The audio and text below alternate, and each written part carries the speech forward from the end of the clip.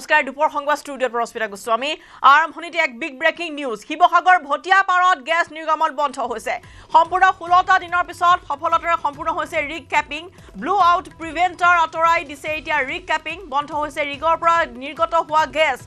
RDS 147 এই ৰিগৰ পৰা নোহোৱা হৈছে পূৰ্বৰ শব্দ ONGC আৰু আমেৰিকাৰ 5 জনীয়া বিশেষজ্ঞৰ নেতৃত্বত এই গেছ নিৰ্গমন অৱশেষত বন্ধ হ'ল 12 জুনৰ পৰা অহৰহ নিৰ্গত হৈ আছিল আৰু এই গেছ নিৰ্গমন হৈ থকাৰ ফলত যথেষ্ট তাত এক অশান্তিকৰ পৰিবেশৰ সৃষ্টি হৈছিল যেহেতু অহৰহ গেছ নিৰ্গত হৈ আছিল যাৰ ফলত ভটিয়াপাৰবাসী ৰাইজ যথেষ্ট আতংক দিন পাৰ কৰিবলগীয়া হৈছিল স্থানীয় ৰাইজক তাৰ পৰা নিৰাপদ স্থানলৈ লৈ যোৱা হৈছিল যদিও বিগত 16টা দিনে তেওঁলোকে এনে ধৰণৰ বিকট শব্দ বা বায়ু প্ৰদূষণ শব্দ প্ৰদূষণৰ ফলত এটা অশান্তিকৰ পৰিবেশৰ মাজত কটাবলগীয়া হৈছিল কিন্তু অৱশেষত ভাল খবৰ আহিছে ভটিয়াপাৰবাসী ৰাইজৰ বাবে শিৱসাগৰ ভটিয়াপাৰত ইতিমধ্যে গেছ নিৰ্গমন বন্ধ হৈছে 16টা দিনৰ পাছত সফলতাৰে সম্পূৰ্ণ হৈছে rig capping blue out preventer আঁতৰাই ৰিগ ক্যাপিং হৈছে বন্ধ কৰা হৈছে ৰিগৰ পৰা গেছ নিৰ্গত হোৱা সেই গেছ আৰু 16টা দিনৰ অপেক্ষাৰ অন্তত অৱশেষত সফলতাৰে সম্পূৰ্ণ ৰিগ ক্যাপিং হৈছে গেছ নিৰ্গমন বন্ধ হৈছে ONGCৰ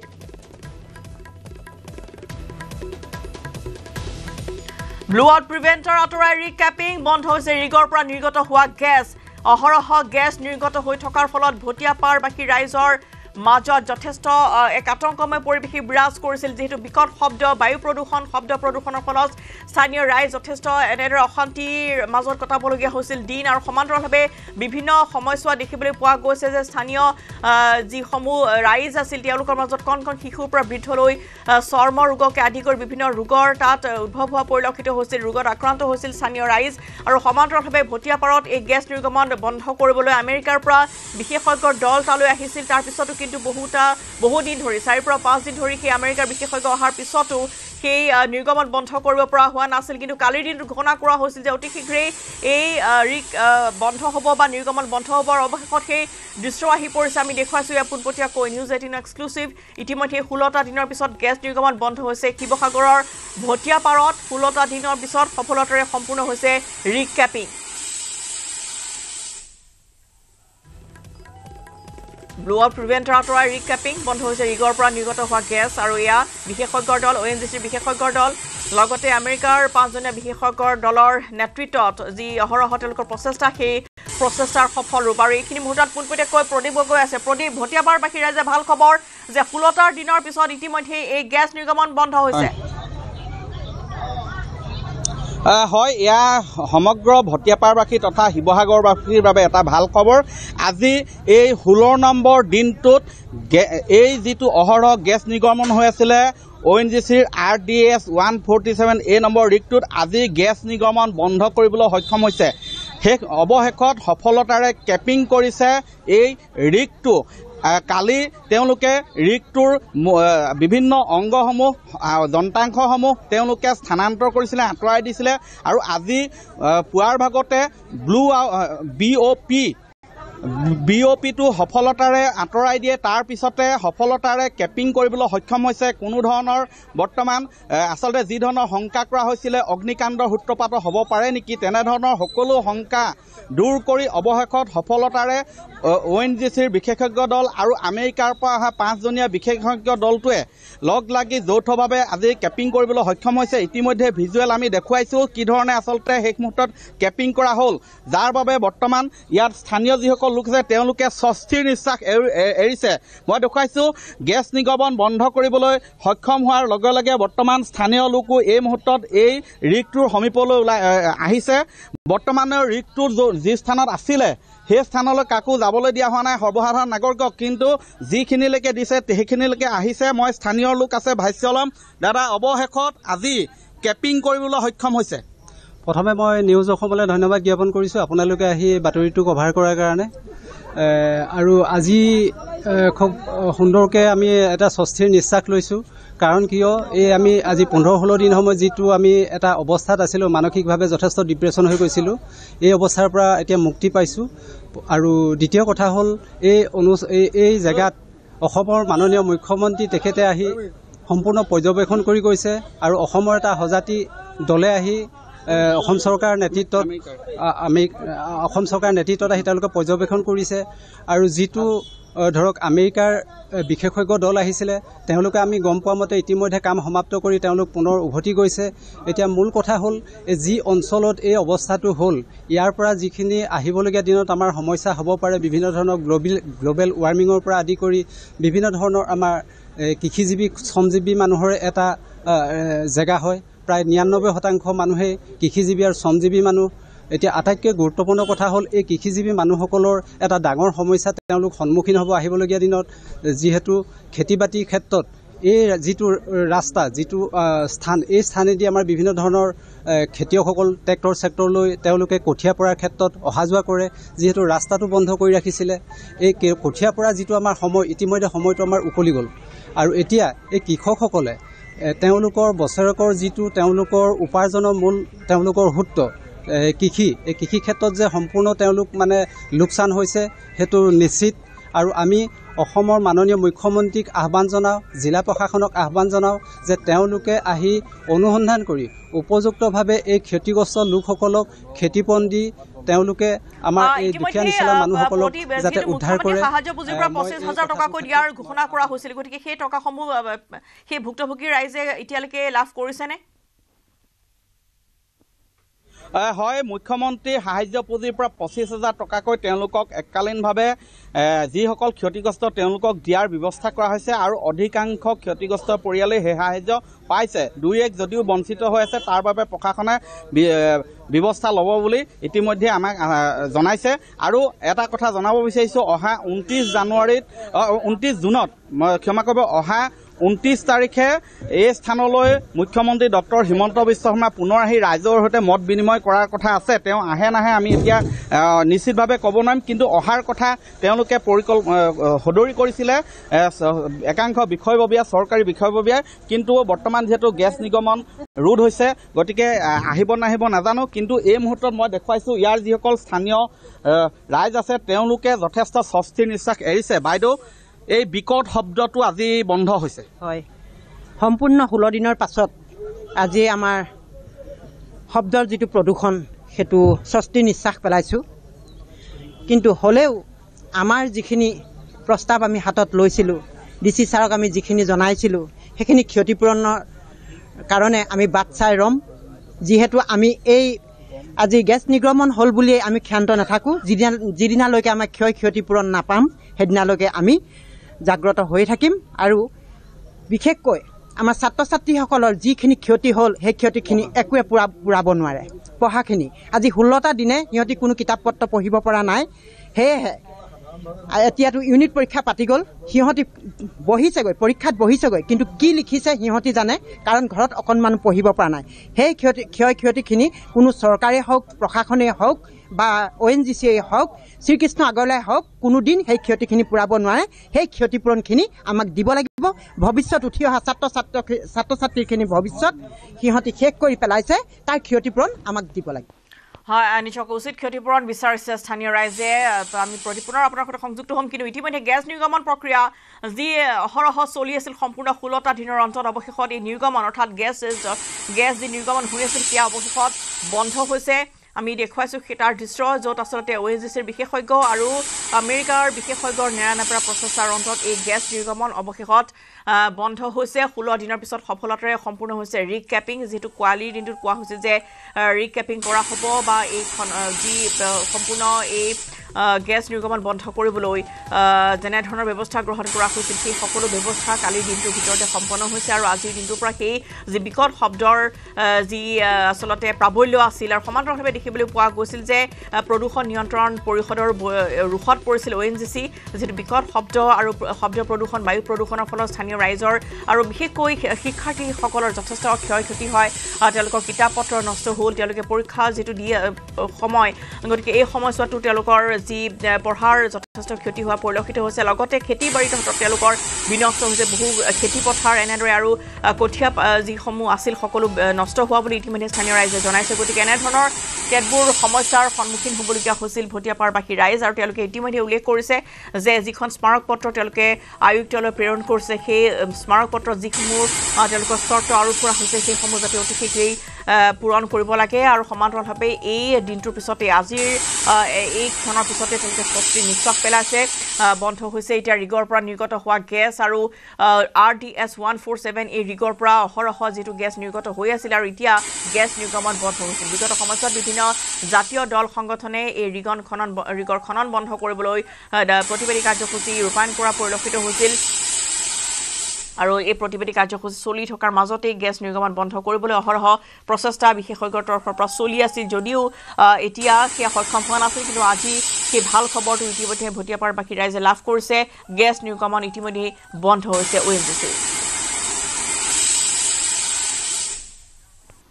প্ৰদীপ পুৰৰ আমাৰ সৈতে সংযুক্ত হৈ আছে প্ৰদীপ হয় মোৰ কাষত এগৰাকী ONGCৰ ভিতৰত তাত য'ত ৰিকটোত ভিতৰত আছিলে তেওঁৰ এগৰাকী বিষয়ববী আমি পাইছোঁ কৰ্মচাৰী আপোনালোকে অহৰহ চেষ্টা চলাই আছিলে অৱশেষত আজি সকলোকে ধন্যবাদ দিছোঁ বিশেষকৈ ভটিয়াবাসী ৰাইজক ধন্যবাদ দিছোঁ আপোনালোকৰ মিডিয়া পাৰ্চন জিলা প্ৰশাসন আমাৰ ONGC কৰ্তৃপক্ষৰ লগতে আমাৰ বিশেষজ্ঞ দলটিক ধন্যবাদ জনাইছোঁ তেওঁলোকে এই 15 দিনীয়া কষ্টৰ ফল আজি সাৰ্থক কৰিলে আমিও অশেষ শান্তি পাইছোঁ এই গেছ মুহূৰ্তখিনি জানিব বিচাৰিম সকলোৱে উদ্বিগ্নতা মই আমি ডিউটিত থকা মানুহ আমি সেইখিনি দেখিছোঁহে ইমান ভিতৰত টেকনিকেল কথাবিলাক আমি নাজানো কিন্তু যি হৈছে আমি সকলোকে ধন্যবাদ দিছোঁ আপুনি ভিতৰৰ পৰা আহিছে আমাক যাবলৈ দিয়া নাই কি দেখিছে তাত কোনো শব্দ নাই আৰু একো চিন্তা কৰিবলগীয়া নাই সকলো বন্ধ আৰু ধন্যবাদ আপোনালোকক বহুত ধন্যবাদ আপোনালোকে যথেষ্ট কষ্ট কৰিছে এইকেইদিন বহুত ধন্যবাদ আপোনালোক হয় এয়া স্পষ্ট কৰিছে আমি ভিতৰৰ পৰা আহিছিলে ONGCৰ এগৰাকী কৰ্মচাৰী তেওঁলোকে তাত প্ৰত্যক্ষ কৰি আছিলে যে গেছ নিৰ্গমন আৰু যি শব্দ সেয়া সম্পূৰ্ণৰূপে এই মুহূৰ্তত বন্ধ হৈছে বুলি তেওঁলোকে সদৰি কৰিছে গতিকে স্বাভাৱিকতে শিৱসাগৰবাসীৰ বাবে ভটিয়াপাৰবাসীৰ বাবে এয়া এটা ভাল খবৰ অসম চৰকাৰৰ বাবেও ভাল খবৰ ONGCৰ কৰ্তৃপক্ষৰ বাবে ভাল খবৰ যে কোনো এই কেপিং কৰাৰ সময়ত আচলতে যি ধৰণৰ শংকা কৰা হৈছিলে অগ্নিকাণ্ড সংঘটিত হ'ব পাৰে নেকি বা আন কোনো দুৰ্ঘটনা হ'ব পাৰে নেকি তেনেধৰণৰ আচলতে সকলো শংকাৰ অৱসান ঘটাই সফলতাৰে এই মুহূৰ্তত সেই কেপিং কৰিবলৈ সক্ষম হৈছে এই মুহূৰ্তত কিন্তু এই যিসকল নেৰানেপেৰাকৈ তাত লাগি আছিলে এই গেছ নিৰ্গমন ৰোধ কৰিবলৈ কেপিং কৰিবলৈ যিসকলে চেষ্টা অব্যাহত ৰাখিছিলে দিনে নিশাই তেওঁলোককো কিন্তু এই মুহূৰ্তত ধন্যবাদ দিব লাগিব কাৰণ অতি কষ্টৰে কেইবাদিনো বৰষুণ দিছিলে এই সময়ছোৱাত প্ৰখৰ ৰ'দ যথেষ্ট তাপমাত্ৰা বৃদ্ধি পাইছিলে গতিকে এই সকলো নেওচি আজি 16 নম্বৰ দিনটোত ইয়াত গেছ নিৰ্গমন এই মুহূৰ্তত ৰোধ কৰিবলৈ সক্ষম হৈছে আৰু তাত কেপিং কৰিছে সেই শব্দ আৰু গেছ নিৰ্গমন এই মুহূৰ্তত যিহেতু আছে গতিকে SK পেট্ৰৰ বিৰুদ্ধে বিভিন্ন সময়ছোৱাত প্ৰতিবাদী কাৰ্যসূচী তেওঁলোকে ৰূপায়ণ কৰিছিল আৰু স্বত্বাধিকাৰী শ্ৰীকৃষ্ণ আগৰৱালাৰ বিৰুদ্ধে তেওঁলোকৰ ক্ষোভ আছিল বা তেওঁ পোনপটীয়াকৈ ৰাইজৰ সৈতে সংযোগ হোৱা নাই বা তেওঁলোকৰ সৈতে যোগাযোগ কৰা নাই বা ক্ষতিপূৰণৰ কথা কোনো ধৰণৰ স্পষ্টীকৰণ দিয়া নাই গতিকে বৰ্তমান ৰাইজে কেনেধৰণৰ চৰ্ত বা কেনেধৰণৰ দাবী বিচাৰিব আমি জানিব বিচাৰিম যদি আছে স্থানীয় ৰাইজ আপোনাৰ সৈতে স্থানীয় ৰাইজ আছে মই ইয়াৰ পৰা মোৰ পৰা আৰু 10-15 মিটাৰ নিলগতে আছে মই দেখুৱাম তেওঁলোকক যে SK পেট্ৰ লিমিটেডৰ ভিতৰত খুব আছে কাৰণ আজি 16টা দিনে SK পেট্ৰ লিমিটেডৰ কোনো ধৰণৰ তেওঁলোকৰ প্ৰতিনিধি হওক বা স্বত্বাধিকাৰী নাহিলে মই যিসকলে ইয়াত অহৰহ এইকেইদিন তেওঁলোকে আচলতে আছিলে ৰাইজ মই তেওঁলোকৰ পৰা ভাষ্য ল'ম দাদা অসুবিধা নহয় যদি ইয়াৰ মাজতে অলপ ল'ব পাৰোঁ ভাষ্য হয় কি ক'ব এই মুহূৰ্তত গোটেই ঘটনাটো আজি 16টা দিন যিহেতু পাৰ হৈ গৈছে 16টা দিনৰ পাছত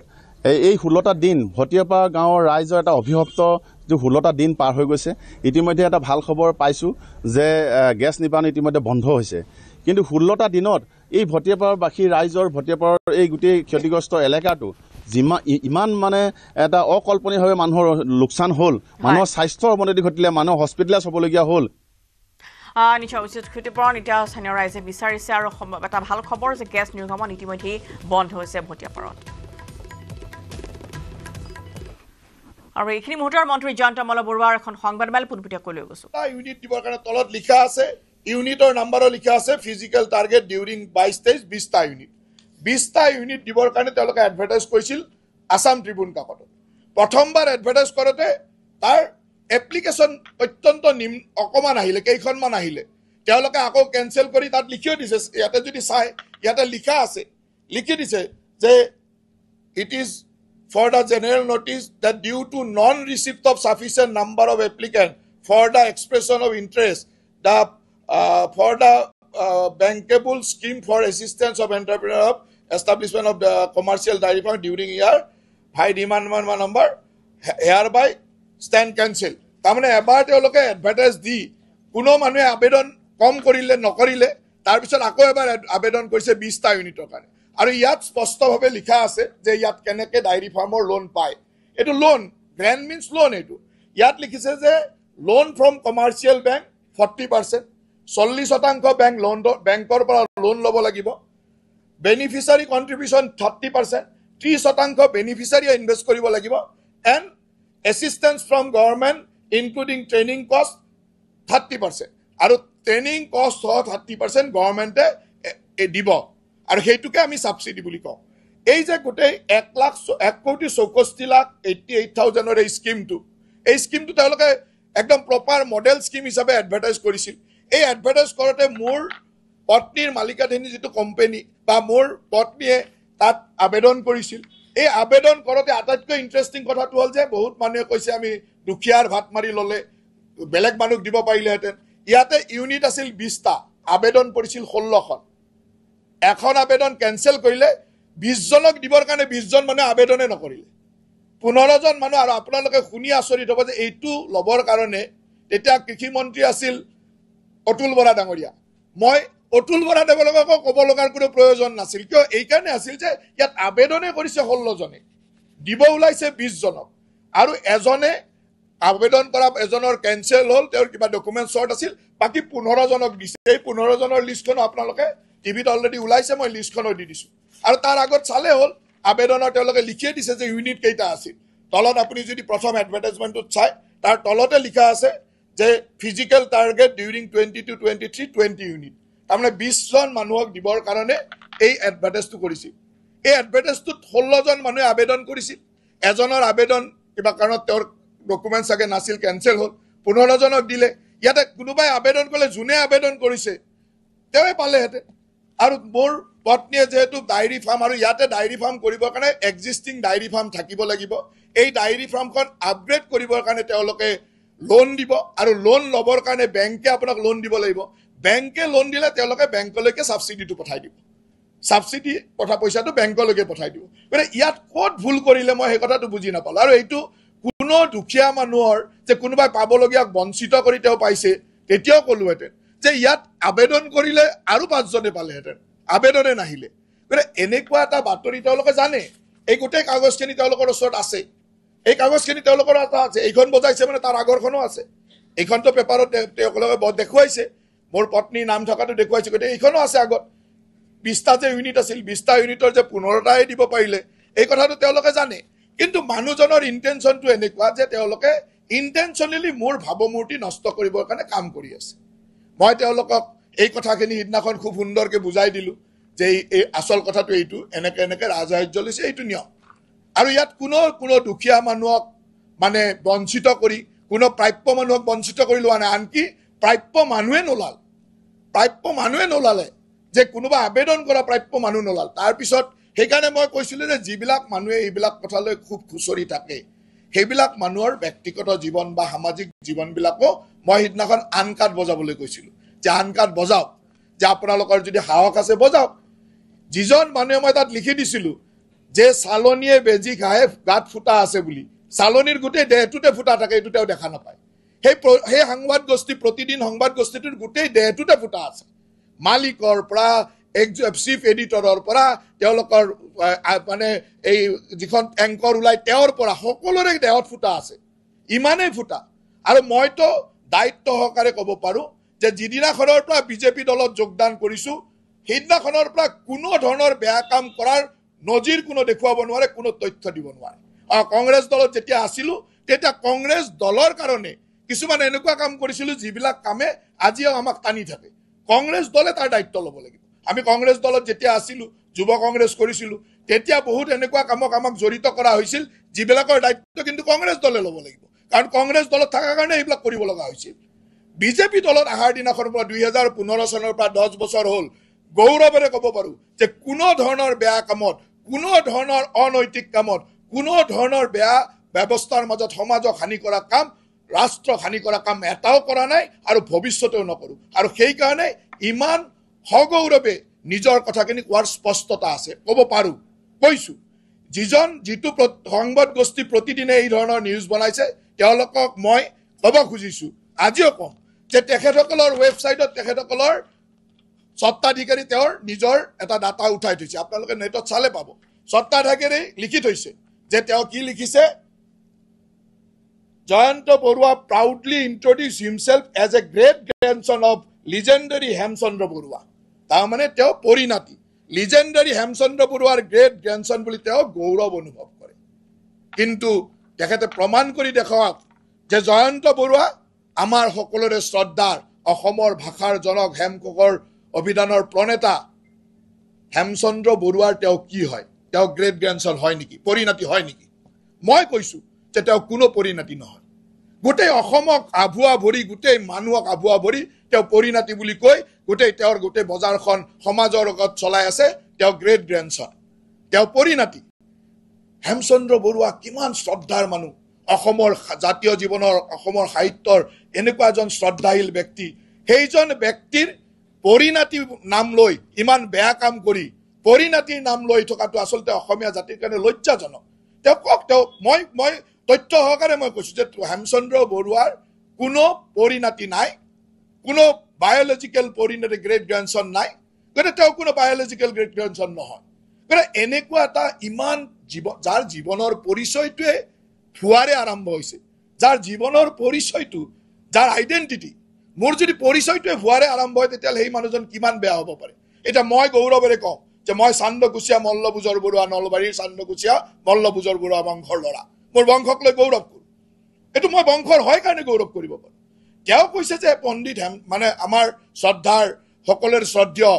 ভাষাৰ আমাৰ হেমকোষৰ প্ৰণেতা হেমচন্দ্ৰ বৰুৱাৰ তেওঁ পৰিণাতি। তেওঁতো নহয় পৰিণাতি। কিয় অসমৰ ৰাইজক এনেকুৱা আভুৱা ভৰিছে? কিহৰ কাৰণে তেওঁ অসমৰ ৰাইজক ইমান ডাঙৰ মিছা কথা কৈছে? অকল সেইটোৱে মিছা কথা নহয়, তেওঁৰ মিছা কথা ইমান, আপোনালোকে আগতে সংবাদ মাধ্যমত বহুতে পাইছিল চাগে, সোণাপুৰত ট্ৰাইবেল বেল্টত ট্ৰাইবেল বুলি দেখুৱাই মাটি কিনিব গৈছিল, হাইকোৰ্টৰ ৰসত পৰিছিল, মনত আছে চাগে আপোনালোকৰ। ট্ৰাইবেল বেল্টত মানুহে নিজকে অনুসূচিত জনজাতি বুলি কৈ ট্ৰাইবেল বেল্টত মাটি কিনিব যোৱা মানুহজন কিমান অধম হ'ব পাৰে? মই এইটো শব্দ কৈছোঁ, কিমান অধম হ'ব পাৰে? সেইজন মানুহে আকৌ আমাক নীতি শিক্ষা শিকাব নেকি? কওকচোন, সেইজন মানুহে মোক নীতি শিক্ষা শিকাব নেকি? তেওঁ হ'ল স্বত্বাধিকাৰী। গতিকে তেওঁৰ চেনেলত কি বজিছে এইবিলাক আপোনালোকেও বজাই দেখুৱাব যে তেওঁ যেনেকৈ আমাৰ সন্মুখত বুমটো পঠাই দি সোধে যে আপোনাৰ পত্নীয়ে ৰাজআৰ্য হৈছে, আপোনালোকে তেওঁৰ ওচৰত বুমটো পঠাই দি সুধিব যে আপুনি হেমচন্দ্ৰ বৰুৱাৰ পৰিণাতি হয় নেকি? সোধক হেমচন্দ্ৰ বৰুৱাৰ পৰিণাতি হয় নে নহয়? তেওঁ উত্তৰ দিয়ক অসমৰ ৰাইজক। ইমান দিনটো একেবাৰে প্ৰধানমন্ত্ৰীৰ ওচৰলৈ গৈ বেইলি সংস্কৰণ কৰি দেখুৱাই দিয়ে, এনেকুৱা এটা দেখুৱালে যে তেওঁহে তেওঁৰ মালিকাধীন, তেওঁহে তেওঁৰ অথৰিটি নহয়, মানে তেওঁৰ মানে হেৰিটো তেওঁৰ ওচৰতে আছে,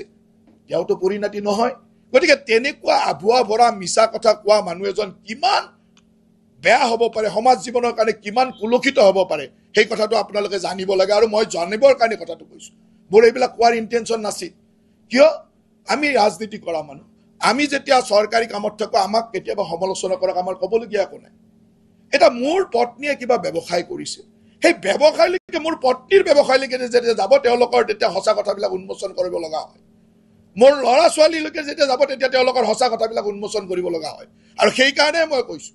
মোৰ ইমান দিন আমাৰ লগত মোৰ বহুত নিউজ বজায়, মই কেতিয়াও নকওঁ নিউজ বজাই অধিকাৰ আছে, প্ৰত্যেকটো সংবাদ মাধ্যমৰ অধিকাৰ আছে। সংবাদ মাধ্যমে মোৰ ভাল বজাব, কেতিয়াবা বেয়া বজাব, ভাল বজালে প্ৰশংসা কৰোঁ, বেয়া বজালেও বেয়া নাপাওঁ, ঠিক আছে বজাব, আমি তাৰ পৰা সংশোধন ল'ম, কিবা ভাল কাম কৰিম। কিন্তু সকলোৱে জানে যে মোৰ পত্নীয়ে তাত এখন ফাৰ্ম কৰিছে, কোনো অনিয়ম কৰি তাৰ ফাৰ্মত ৰাজসাহাৰ্য বা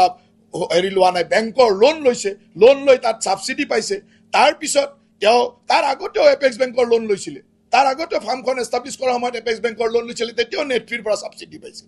এগ্ৰিকালচাৰ ভেটেনেৰী ফিচাৰী এইবিলাকত যদি লোন লৈ ছাবচিডি পায় সেইটো নিয়ম এগ্ৰিকালচাৰ ভেটেনেৰী ফিচাৰী এইবিলাকৰ চেক্টৰত ইভিন মই সিদিনাখনো কৈছোঁ যে আমি এতিয়া ইণ্ডাষ্ট্ৰী বনাই আছোঁ ইণ্ডাষ্ট্ৰীবিলাকত আমি 30% কেপিটেল ছাবচিডি নিদিওঁ নেকি কোনোবা এখন হোটেল বনালে 5 কোটি টকা ইনভেষ্ট কৰি হোটেল বনালে তো 30% কেপিটেল ছাবচিডি আমাৰ পৰা চৰকাৰৰ পৰা লৈ যায় GST ৰিবেট পায় তো যি ইণ্ডাষ্ট্ৰী আমি প্ৰমোট কৰিব খোজো সেই ইণ্ডাষ্ট্ৰীত চৰকাৰে এনেকুৱা ছাবচিডি দিয়ে ই সকলোৱে পাব ই প্ৰতিদিনৰ মালিকে বিচাৰিলে পাব আৰু মালিকেও তেনেকুৱা চাগে দুই এটা লোৱা ওলাব মোৰ ওচৰত তথ্য অহা নাই তেওঁলোকে পাব চবে বিচাৰি পায় অলপ কেইদিনমান আগতে এনেকুৱা ছাবচিডি বিচাৰি আপোনালোকৰ সংবাদ সেৱাৰ 2জন মালিকে আবেদনো কৰিছে মই জানো গতিকে সকলোৱে পাব এইটো কোনো অন্যায় নহয় গতিকে এনেকুৱা ধৰণৰ ন্যায়সংগত কাম এটা কৰাৰ পিছতো আৰু অলৰেডি এছেম্বলিত ওলাই গৈছে এছেম্বলিত তথ্যই আহিছে যে এই 90জনী গীৰ্গাই কাক দিছিলে কিমান পইচাত দিছিলে সেই তথ্য এছেম্বলিত পদ্ম হাজৰিকাই দি দিছে এটা নিউজটো বজাবলৈ যদি ঠিক আছে তথ্য নাই গৰুখুটিৰ প্ৰকল্পৰ অধ্যক্ষ পদ্ম হাজৰিকা আছে তেওঁকতো চিনি পায় তেওঁ সুধিলে তেওঁ তথ্যটো দি দিয়ে তাৰমানে ইণ্টেনশ্যনেলি আমাৰ ইমেজটো নষ্ট কৰিবৰ কাৰণে তেওঁলোকে কাম কৰে গতিকে এনেকুৱা ইণ্টেনশ্যনেলি নষ্ট কৰিলে তেওঁলোকৰ সমাজত যিটো প্ৰতিষ্ঠা তাকতো নষ্ট কৰিব লাগিবনে নাই গতিকে আপোনাৰ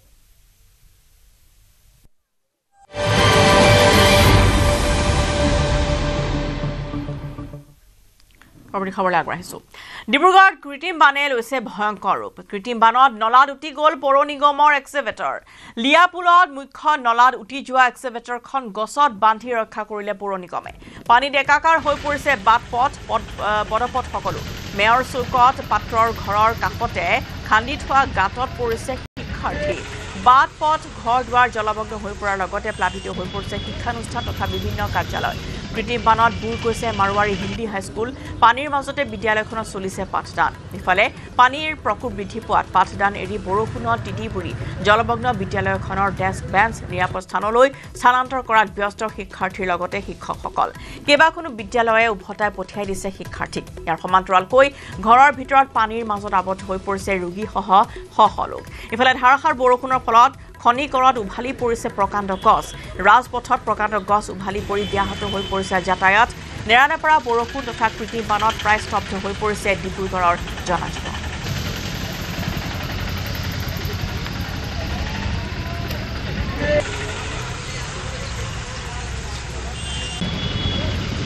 ডিব্ৰুগড়ত এনেদৰে কৃত্ৰিম বানৰ কবলত পৰিছে বিদ্যালয় কাৰ্যালয় কেইবাটাও অঞ্চলত ঘৰৰ ভিতৰলৈ এনেদৰে সোমাই পৰিছে কৃত্ৰিম বান নলাত উটি গ'ল এক্সেভেটৰ কৃত্ৰিম বানৰ ফলত আৰু ধাৰাসাৰ বৰষুণ যাৰ ফলত প্ৰকাণ্ড গছ উভালি পৰিছে যাতায়াত ব্যাহত হৈ পৰিছে এক্সেভেটৰ এনেদৰে এই কৃত্ৰিম বানৰ ফলত এনেদৰে বুৰ যোৱা পৰিলক্ষিত হৈছে গতিকে যথেষ্ট বাট পথ ঘৰ দুৱাৰ সকলো জলমগ্ন হৈ পৰিছে ডিব্ৰুগড়ত এইখিনি মুহূৰ্তত য'ত কেইবাখনো বিদ্যালয়ৰ পৰা শিক্ষাৰ্থী ঘৰলৈ উভতাই পঠিয়াবলগীয়া পৰিস্থিতিৰ সৃষ্টি হৈছে কৃত্ৰিম বানত এতিয়া স্তব্ধ হৈ পৰিছে ডিব্ৰুগড়ৰ জনজীৱন আৰু ডিব্ৰুগড় কৃত্ৰিম বানত বুৰ গৈছে মাৰোৱাৰী হিন্দী হাইস্কুল পানীৰ মাজতে বিদ্যালয়খনত চলিছে পাঠদান ইফালে পানীৰ প্ৰকোপ বৃদ্ধি পোৱাত পাঠদান এৰি বৰষুণত তিতিবুৰি জলমগ্ন বিদ্যালয়ৰ ডেস্ক বেঞ্চ আৰু নিৰাপদ স্থানলৈ স্থানান্তৰ কৰাত ব্যস্ত শিক্ষাৰ্থীৰ লগতে শিক্ষকসকল দুটা দৃশ্য দেখুৱাইছোঁ য'ত ডিব্ৰুগড়ত কৃত্ৰিম বানৰ ফলত এফালে হিন্দী হাইস্কুলত এনেধৰণৰ অৱস্থা আৰু আনফালে এয়া ঘাই পথৰ ওপৰতো প্ৰচণ্ড পানী কৃত্ৰিম বানৰ ফলত এয়া যান বাহনৰ চলাচলৰ ক্ষেত্ৰতো যথেষ্ট অসুবিধাৰ সন্মুখীন হ'বলগীয়া হৈছে ডিব্ৰুগড়বাসী ৰাইজ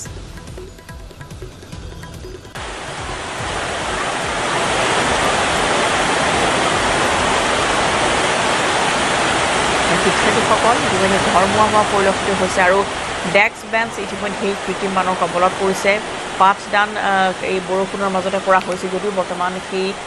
শিক্ষাৰ্থীসকলক ঘৰলৈ উভতাই পঠোৱাৰ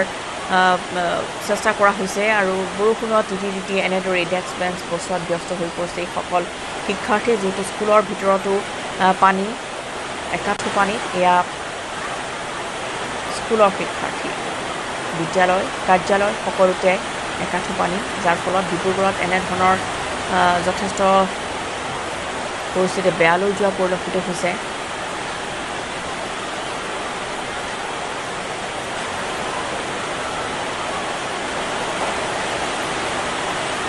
জলমগ্ন বাটপথ ঘৰ যদি এনেকুৱা পানী আৰু একোৱে চৰকাৰৰ পৰা মই নাপালোঁ নাপালে আপুনি চৰকাৰৰ পৰা কিবা কিবি ক'ত বিকে চাহ ক'ত বিকে মই গোটেই ঘূৰি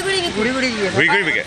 চাহ আৰু কি বিকে বাইদেউ বিস্কুট এইবোৰ বিকো আজি এনেকৈ বিকিবনে এনেকৈ বিকিম কি কৰিম পানীৰ মাজত বিকিম ঘৰত পানী হৈছে নে ঘৰত পানী ৰাস্তাৰ ভিতৰত পুৰা পানী ঘৰতো পানী তেনেকৈ আহিছে কি কৰিম ভাত ক'ত খাব দিনত ভাত পানীটো ঘৰত পানী আৰু ক'ৰবাত খাই ল'ম ব্ৰেড আছে নে চৰকাৰৰ ঘৰত ব্ৰেড লৈ ল'ম আহিছোঁ দেই আৰু সেয়া এগৰাকী ক্ষুদ্ৰ ব্যৱসায়ী মহিলাৰ মন্তব্য আৰু এয়া দেখিবলৈ পোৱা গৈছে যে ডিব্ৰুগড়ত খনিকৰাত উভালি পৰিল এডাল প্ৰকাণ্ড গছ ৰাজপথত প্ৰকাণ্ড গছ উভালি পৰি ব্যাহত হৈ পৰিছে যাতায়াত মাটি কোমল হৈ পৰিছে নেৰানেপেৰা বৰষুণ যাৰ ফলত খনিকৰাত এনেদৰে এডাল প্ৰকাণ্ড গছ উভালি পৰিছে ৰাস্তাত যাৰ ফলত যান জঁট সৃষ্টি হোৱা পৰিলক্ষিত হৈছে ব্যাহত হৈ পৰিছে যাতায়াত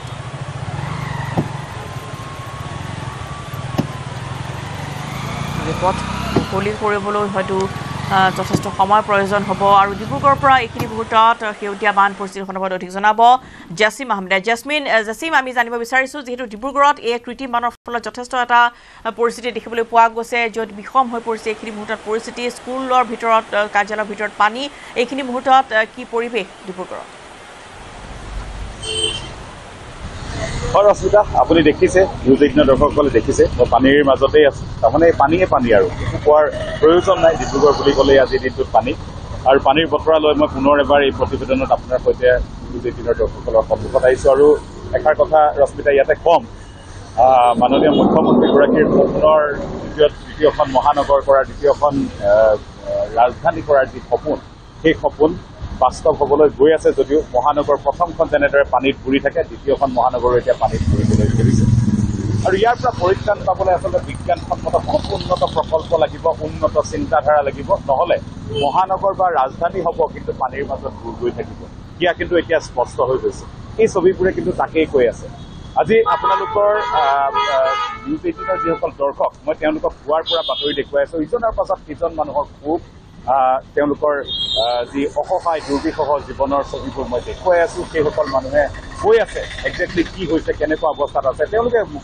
নিজ মুখেৰে কৈছে কোটি কোটি টকাৰ নলা বনাইছে নিৰ্মাণ কৰিছে ব্যাগুম প্ৰকল্প হৈছে ডাঙৰ ডাঙৰ বাহন আহিছে ছুপাৰ চাকাৰ অনা হৈছে কিন্তু পানীখিনি কিয় ওলাই নাযায় সৰ্বসাধাৰণৰ এইটো প্ৰশ্ন আৰু তাৰ উত্তৰ কিন্তু পৌৰ নিগমৰ ওচৰত বৰ্তমানেও নাই যাৰ এই ছবিখনে যি কথা স্পষ্ট কৰে এয়া মই ডিব্ৰুগড়ৰ অভাৰব্ৰিজৰ সমীপত আহিছোঁ অভাৰব্ৰিজৰ এই ছোৱালে চকী ডিঙিলৈ গুচি যায়গৈ ৰশ্মিতা বোধহয় আপোনাৰো এই অঞ্চল যদি ভ্ৰমণ কৰিছে আপুনি পূৰ্বে তেনেহ'লে আপোনাৰো এই ছবিবোৰ এই ঠাইডোখৰ আচলতে পকী যেন আপোনাৰ অনুভৱ পকী ৰাস্তা যেন অনুভৱ কিন্তু এতিয়া নদীৰ সদৃশ কৰিছে এয়া ডিব্ৰুগড়ৰ চকীডিঙিৰ অঞ্চললৈ অভাৰব্ৰিজৰ পৰা থানা চাৰিআলি অভিমুখৰ পৰা চকীডিঙি অভিমুখে যোৱা পথ ডিব্ৰুগড়ত আৰু উজনি অসমৰ বা অসমৰ বিভিন্ন প্ৰান্তৰ ৰাইজে যদি আহিছে এই পথটো সাধাৰণতে পথ দেখি পাই গুচি যায় কিন্তু আজি ইয়াত জলথলীয়া অৱস্থা পানীত আবদ্ধ বাহন গাড়ী মটৰ ইত্যাদি মই কৈছোঁ যে চিকিৎসা সেৱাও প্ৰদান কৰিব লগা হৈছে য'ত চিকিৎসা সেৱা প্ৰদান কৰিবলৈ ৰোগী ঘৰৰ ভিতৰতে আবদ্ধ হৈ আছে নাৰ্ছে গৈ চিকিৎসা কৰিছে পানীৰ মাজতে চিকিৎসা কৰিছে আমাৰ আগত সেইসকল লোকে নিজৰ এই দুখৰ কথা কৈছে শান্তিপাৰা অঞ্চলত য'ত মেয়ৰৰ ঘৰ মেয়ৰৰ আৱাস মেয়ৰৰ চিকিৎসাৰ যি চেম্বাৰ আছে সেই চেম্বাৰো পানীত বুৰ গৈছে মেয়ৰৰ ঘৰৰ ওচৰতে নলা খান্দি ছুপাৰ চাকাৰ লৈ চাফা কৰিছিলে নলাসমূহ পানী কৃত্ৰিম বানৰ পৰা পৰিত্ৰাণ পাবলৈ কিন্তু আজি তাত পুনৰ পানী আৰু সেই তেনেকুৱা নলা তাতে পুৱাৰ ভাগত স্থানীয় লোকে কোৱা মতে এগৰাকী শিক্ষাৰ্থী পৰি গৈছিলে খান্দি থোৱা নলাৰ যি চেল্ফ থাকে চেল্ফসমূহ উঠাই থৈ গ'ল পুনৰ ঢাকি থৈ নগ'লে আমি প্ৰশ্ন কৰিছিলোঁ মেয়ৰক সেই বাটতে লগ পাই পানীৰ মাজতে লগ পাই তেওঁ কৈছিলে যে খান্দিছিলোঁ কিন্তু সেইসমূহ চেল্ফ পুনৰ বহাই দিয়া নহ'লে থাকি গ'ল সেইটো খুব দুৰ্ভাগ্যজনক এটা কথা তেওঁ নিজৰ মুখেৰে স্পষ্টকৈ কৈছে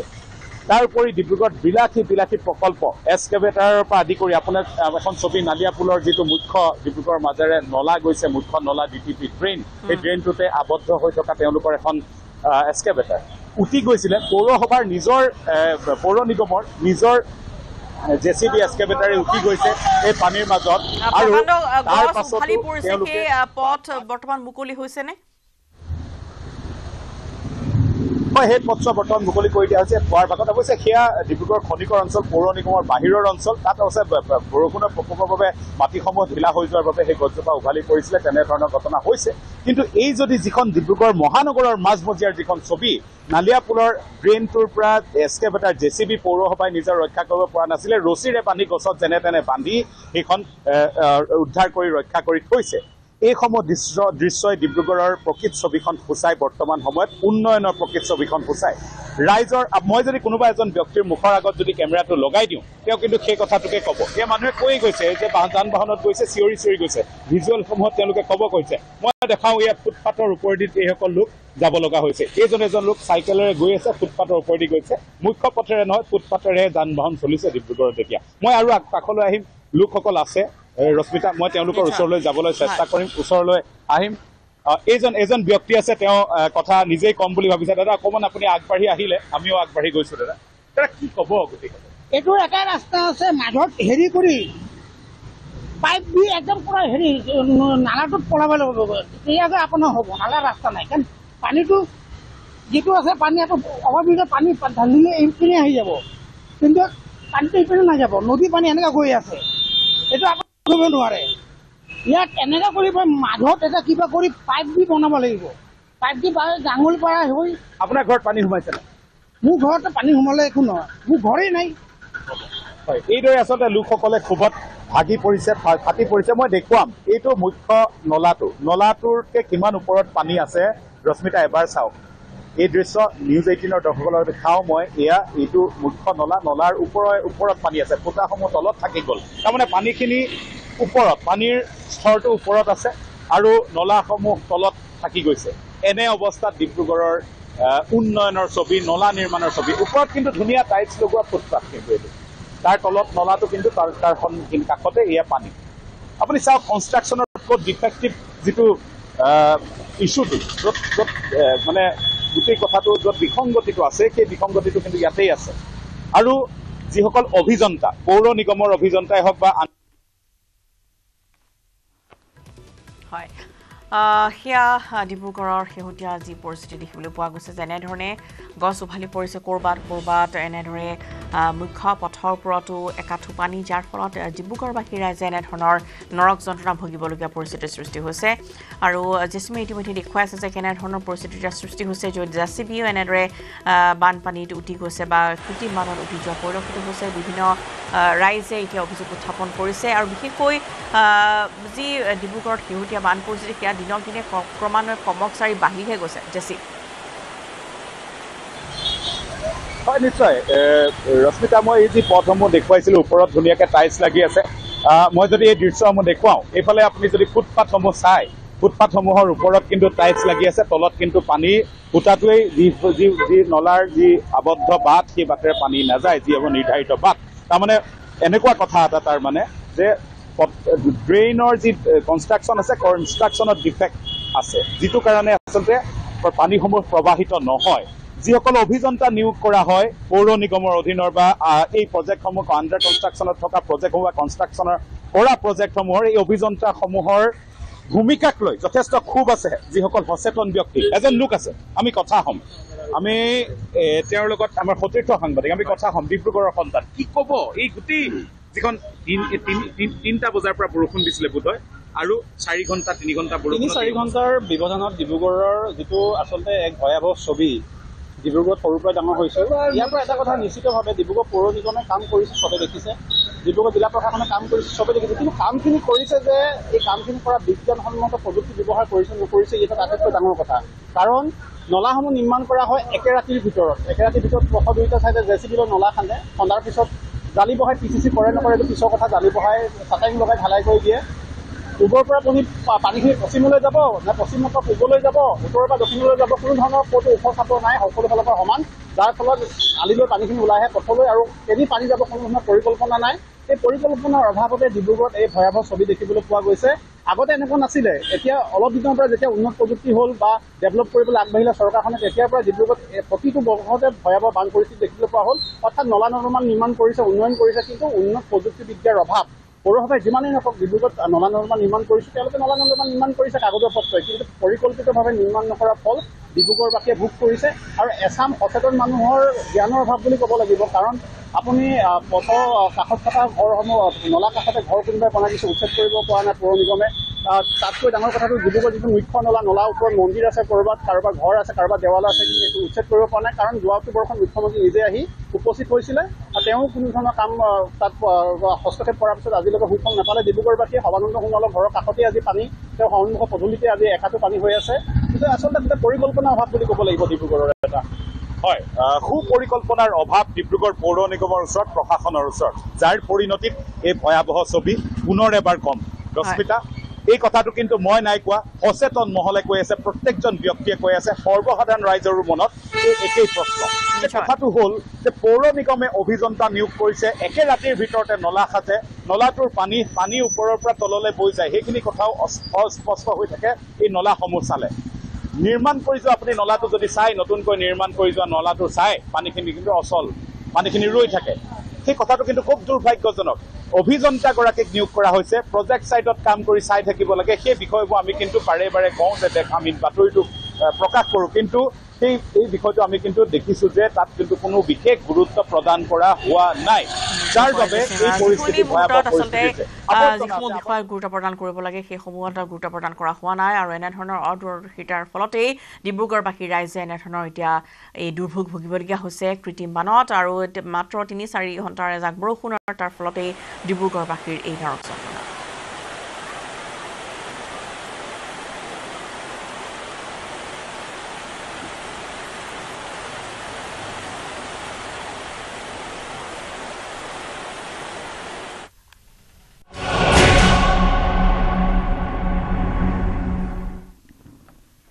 এবাৰ গাহৰি পুহি 2 ভাতৃ পৰিল ৰাইজৰ ৰোষত। গহপুৰত গাহৰি পুহি এঘৰীয়া হ'ল 2 ভাতৃ। এইবাৰ শংকৰ সংঘ নহয়, বিতৰ্কত সোমাই পৰিছে বৈদিক বৈষ্ণৱ মহাসভা। গহপুৰৰ বৰঙাবাৰী নৱপুমাত গাঁৱত সংঘটিত হৈছে এই ঘটনা। শিক্ষিত হৈও চৰকাৰী চাকৰি নোপোৱাৰ বাবে ব্ৰইলাৰ আৰু গাহৰি পুহি স্বাৱলম্বী হোৱা প্ৰচেষ্টা চলাইছিল মিণ্টু শইকীয়া আৰু ধ্ৰুৱ শইকীয়াই। কিন্তু গাহৰি পোহাক লৈ গাঁৱৰ ৰাইজে বাধা প্ৰদান কৰিলে 2 যুৱকক। ঘৰত নহয়, গাঁৱৰ বাহিৰত গাহৰি পুহিবলৈ কৈছিল ৰাইজে। ইয়াকে লৈ বৈদিক বৈষ্ণৱ মহাসভাৰ নেতৃত্বত ৰাইজে পাতিছিল ৰাজহুৱা সভা। কিন্তু ৰাইজৰ প্ৰস্তাৱ মানি ল'ব নোখোজাত গাঁওখনৰ ৰাইজে এঘৰীয়া কৰিলে 2 ভাতৃ।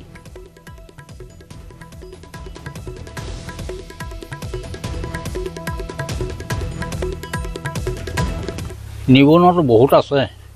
সকলো নিবনুৱাইতো এনেকুৱা কৰ্ম কৰিবলৈ আগবাঢ়ি অহা নাই। তেওঁলোকে কৰিছে, কৰাত আমি মানাও কৰা নাই। তোমালোকে 2খনকৈ ব্ৰইলাৰ ফাৰ্ম খুলিছা, আমি মানা কৰা নাই। তোমালোকে ঘৰত মুৰ্গী পুহিছা, হাঁহ পুহিছা, ছাগলী পুহিছা, গৰু পুহিছা, সেইবিলাকো আমি মানা কৰা নাই। আমাৰ যিখিনি সমাজক আমাৰ ক্ষতি নোহোৱা কৰ্ম তেওঁলোকে কৰিলে আমাৰ কোনো ক্ষতি নাই। কিন্তু তেওঁলোকে আমাৰ সমাজত যিটো আমাৰ কৰিলে আমাৰ 4 গাঁৱৰ মানুহে আমাক নিন্দা কৰিব, সেই বুলিহে আমি তেওঁলোকক এই কথাখিনি আমি সমালোচনা কৰিবলৈ তেওঁলোকক নিমন্ত্ৰণ কৰি আমি মাতি আনিছিলোঁ। আমি সকলো ৰাইজ গোট খাই পেলাই তেওঁলোকক এই পৰামৰ্শখিনি কৰিবলৈ বিচাৰোঁতেন তেওঁলোকে আমাৰ পৰামৰ্শ নামানি তেওঁলোকে উঠি গৈ পেলাই ৰাইজৰ ওপৰত টেষ্ট কৰি মেলি পেলাই তেওঁলোকে আমাক মানে আঙুলি ঠাৰ দি কথা কৈ পেলাই গুচি গ'ল। তেওঁলোকে যেতিয়া এখন ৰাইজক অপমান কৰিছে, সেই অভব্য আচৰণ যাতে দ্বিতীয়জন মানুহে এনেকুৱা সামাজিক ক্ষেত্ৰত কৰিব নোৱাৰে, সেইকাৰণে শাস্তি বিহাৰ ব্যৱস্থা কৰিছোঁ। কোনোবা এটা অজান জেগাত গৈ পেলাই পোহা, কিন্তু গাঁৱৰ ভিতৰত মানে পুহিব নোৱাৰিবা, সেই কথাটো যোনদিনাখনলৈকে তেওঁলোকে মান্তি নহয়, সেইদিনাখনলৈকে তেওঁলোকক আমি সম্পূৰ্ণ গাঁৱৰ পৰা মানে তেওঁলোক দুজনকে, তেওঁলোকৰ কোনো মাক বাপেকক নহয়, তেওঁলোক দুজনৰ সেই অভব্য আচৰণৰ কাৰণে আমি তেওঁলোক দুজনক গাঁৱৰ পৰা একাষৰীয়া কৰিছোঁ। চৰকাৰে এতিয়া যি আঁচনি দি আছে, গাহৰিৰ কাৰণে ঋণ দি আছিলে, সেই ঋণ লৈ পেলাই আমি গাহৰি ফাৰ্ম এখন আৰম্ভ কৰিলোঁ। সেই গাহৰি ফাৰ্মখন খোলাৰ কাৰণে আমাৰ গাঁৱত কালি এখন সভা আয়োজন হ'ল। সেই সভাত আমাক কৈছে যে গাহৰি ফাৰ্ম তোমালোকে কৰিব নোৱাৰা, যিহেতু গাহৰি ফাৰ্ম আগতে পূৰ্বজনৰ পৰা আমাৰ ইয়াত গাহৰি ফাৰ্ম হোৱা নাই, সেইকাৰণে তোমালোকে গাহৰি ফাৰ্ম কৰিব নোৱাৰা। তোমালোকে গাহৰি ফাৰ্ম যদি কৰা তেন্তে হ'লে গাঁৱৰ পৰা তোমালোকে এঘৰীয়া হৈ থাকিব লাগিব, আৰু তোমালোকে কোনো ধৰণৰ ৰাজহুৱা অনুষ্ঠানত আহিব নোৱাৰিবা, আৰু তোমালোকে কোনো এজন গাঁৱৰ সদস্যক মাতবোল কৰিব নোৱাৰিবা। যদিহে তোমালোকে মনে মনে তোমালোকৰ লগত কোনো গাঁৱৰ সদস্যই মিতিয়ালি কৰিবলৈ যায়, তেওঁলোকে 25,000 টকাকৈ দিব লাগিব। এতিয়া মই চৰকাৰলৈ এইটোৱে অনুৰোধ যে আপোনালোকে ইমানখিনি ঋণ দিছে, কিন্তু এই আগৰ দিনৰে পৰা চলি আছে বুলি কৈছে যিবোৰ, সেইবোৰ এতিয়া বাদ দিব নোৱাৰিনে? এতিয়া যুগটো হ'ল বৈজ্ঞানিক যুগ। এতিয়া আমি গাহৰি ফাৰ্মখন খুলিছোঁ বৈজ্ঞানিক যিটো আমাৰ সীমাৰ পৰা একেবাৰে মূৰত আছে তাৰ পৰা কোনো ধৰণৰ আমাৰ কিবা হ'ব বুলি আমি নাভাবোঁ কাৰণ আমাৰ একেবাৰে মূৰত আছে আৰু গাঁৱৰ আমি একেবাৰে লাষ্টত আছোঁ বুলি ক'ব পাৰি তাৰ পৰা গাঁৱৰ কিবা অসুবিধা হ'ব বুলি মই এই কথা নাভাবোঁ কোন আছে ফোন লাইনত পলাশ এটা চিন্তনীয় বিষয় হৈ পৰিছে যে এখন গাঁৱৰ ৰাইজে এটা সিদ্ধান্ত গ্ৰহণ কৰিছে আন এটা স্থিতিত দুগৰাকী যুৱক নিজাববীয়াকৈ ব্যৱসায় আৰম্ভ কৰিছিল চাকৰিলৈ বাট নাচায় কিন্তু যাৰ ফলত এই দুইগৰাকী যুৱকে এইখন সমাজৰ বা তেওঁলোকৰ গাঁৱৰে ৰোষত পৰিবলগীয়া এটা পৰিস্থিতিৰ সৃষ্টি হ'ল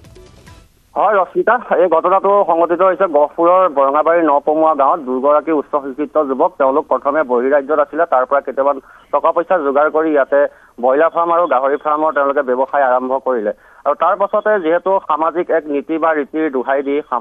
নপমুৱাবাসী ৰাইজ আছে তেওঁলোকে এখন মেল পাতিলে মেলত সেই দুইগৰাকী যুৱকক তালৈ মাতিলে আৰু মতাৰ পাছত আলোচনা হ'ল কিন্তু সেই আলোচনাত ৰাইজে কৈছে যে তেওঁলোকে গাহৰি পোহক কিন্তু তেওঁলোকে গাঁৱৰ পৰা বাহিৰত পোহক এনেধৰণৰ কিছু কথা কৈছে কিন্তু যুৱক দুজনে আচলতে ক'তনো বাহিৰত পুহিব তাত মাটি ভেটিও কথা আছে গতিকে ভূমি পৰিসৰ কথা আছে গতিকে তেওঁলোকে গাঁৱৰে নিজৰ ঘৰৰ বাৰীৰ পাছফালে এডোখৰ জেগা উলিয়াই তাতে সুন্দৰকৈ এখন ফাৰ্ম বনালে কিন্তু এতিয়া ৰাইজে কৈছে যে যি মেল পাতিছিলে তেওঁলোক দুজনক মাতিছিলে ভাতৃক অভব্য আচৰণ কৰা বুলি কৈছে সেইবাবে তেওঁলোকক ৰাইজে লিখিতভাৱে তেওঁলোকক এঘৰীয়া কৰা নাই মৌখিকভাৱে এঘৰীয়া কৰাৰ কথা উল্লেখ কৰিছে গতিকে ৰাইজে কৈছে যে তেওঁলোকে গাহৰি ফাৰ্ম খোলক তেওঁলোকৰ আপত্তি নাই কিন্তু তেওঁলোকে গাঁৱৰ বাহিৰত খোলক কিন্তু যুৱক দুজনেনো গাঁৱৰ বাহিৰত ক'ত ভূমি পাব সেইও এটা উল্লেখযোগ্য বিষয় আৰু বৰ্তমান সময়ত কি হয় ৰশ্মিতা সকলো যুৱকে নিজৰ ওপৰত থিয় দি স্বাৱলম্বিতাৰ দিশটোৰ কথা বাছি লয় আৰু যিহেতু গাহৰি ফাৰ্ম চৰকাৰো ঋণ দিয়ে আৰু সেই ঋণৰ টকা লাভ কৰিয়ে তেওঁলোকে গাহৰি ফাৰ্ম আৰম্ভ কৰিছিল কিন্তু এতিয়া বিষয়টো অধিক জটিলৰ ফালে গুচি গৈছে যিহেতু দুগৰাকী উঠি অহা যুৱক আৰু ৰাইজে কৈছে যে যুৱক দুগৰাকীৰ পিতৃ মাতৃক এঘৰীয়া কৰা নাই মাত্ৰ যুৱক দুজনকহে এঘৰীয়া কৰাৰ কথা এইখিনিতে উল্লেখ কৰিছে গোটেই আচলতে সমাজ ব্যৱস্থাটো এতিয়া কোন দিশে গতি কৰিছে ইও এটা ভাবি চাবলগীয়া বিষয় কাৰণ তেওঁলোকে কোনো বেয়া কাম কৰিবলৈ যোৱা নাই চুৰ ডকাইত কৰিবলৈ যোৱা নাই তেওঁলোকে নিজৰ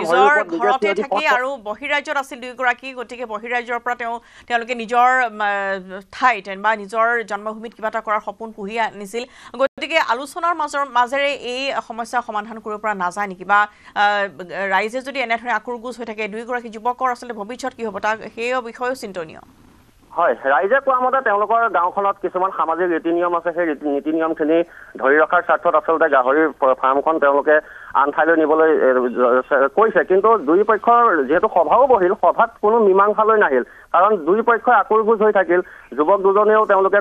বাহিৰত খুলিবলৈ তেওঁলোকে সামৰ্থ্য নহয় গতিকে গড়ৰ চৌপাশতে খুলিছে আৰু ৰাইজেও আচলতে তেওঁলোকক গাহৰি ফাৰ্ম খোলাৰ কাৰণে সমাজৰ পৰা বিৰত ৰাখিছে গতিকে গোটেই বিষয়টো এতিয়া এক সুস্থিৰ আলোচনাৰ প্ৰয়োজন দুই পক্ষৰ মাজত আলোচনাৰ প্ৰয়োজন কাৰণ আলোচনাৰ মাধ্যমেৰে এনেকুৱা এইবিলাক আচলতে সম্ভৱ কৰি তুলিব পাৰি যদি আকুৰগুজ হৈ থাকে তেন্তে কিন্তু মীমাংসা কেতিয়াও নহয় গতিকে এতিয়া দুই পক্ষৰ ৰাইজ আৰু দুইজন ভাতৃ পুনৰ ৰাইজে বিচাৰিছে যে আকৌ বহক তেওঁলোক আলোচনা হওক এক সুস্থিৰ মীমাংসালৈ আহক ধন্যবাদ জনাইছো পলাশ হয়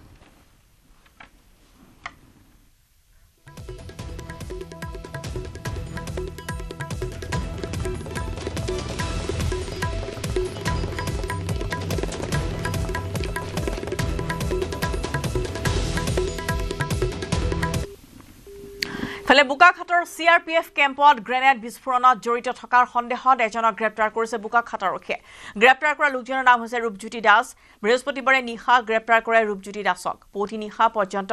জেৰা চলাই ৰূপজ্যোতি দাসক আৰক্ষীয়ে এই পৰ্যন্ত সংবাদ মাধ্যমক এই সম্পৰ্কত কোনো কথা অৱগত কৰা নাই আৰক্ষী সঞ্চালক প্ৰধান GP সিঙেও বাহৰ পাতি আছে কাজিৰঙাত সমগ্ৰ বিষয়টো আৰক্ষী সঞ্চালক প্ৰধানেও পৰ্যবেক্ষণ কৰি আছে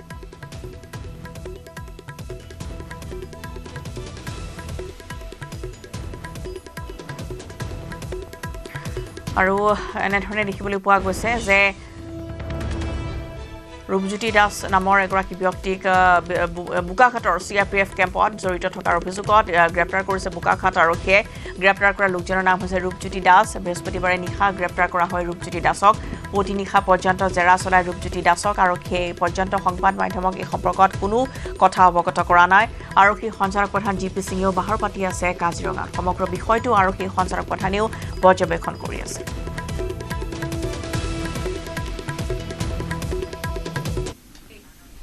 আৰু ইয়াৰ লগতে সময় হৈছে দুপৰ সংবাদৰ পৰা বিদায় লোৱাৰ নমস্কাৰ